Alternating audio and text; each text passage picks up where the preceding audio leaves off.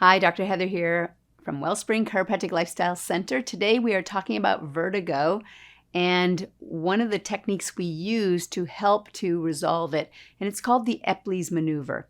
Now, if somebody has the particular type of vertigo called benign paroxysmal positional vertigo, this is a situation where there are crystals, or otoliths we call them, or canaliths, or another word, where there's little crystals that dislodge in the inner ear, and they start to float around, and they trigger the cilia in your inner ear, which helps you to identify where you are in space. And when those little crystals are floating around, they wreak havoc and they trigger the cilia, which makes you feel like you're moving, and that causes the vertigo.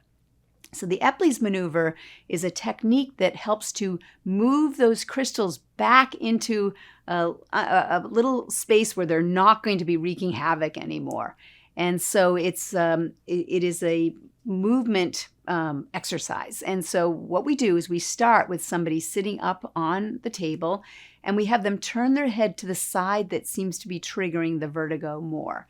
So for example, turning their head to the left, and then we have them lay down quickly, and they lie right down quickly, and that oftentimes is going to trigger that sense of vertigo. We keep that head turned as it's dropping off the edge of the table, and then for about 30 seconds or until the vertigo subsides, and then we're going to have them turn their head 90 degrees in the opposite direction. And if there's any vertigo, we're going to let that settle again. And if there's no vertigo, we're still going to just rest there for 30 seconds. And then the next thing is to turn that person onto their side with their nose heading towards the table, so keeping that head turned. And again, resting there for 30 seconds. And then finally getting them onto their front, where again, resting for 30 seconds. And then they can sit themselves up.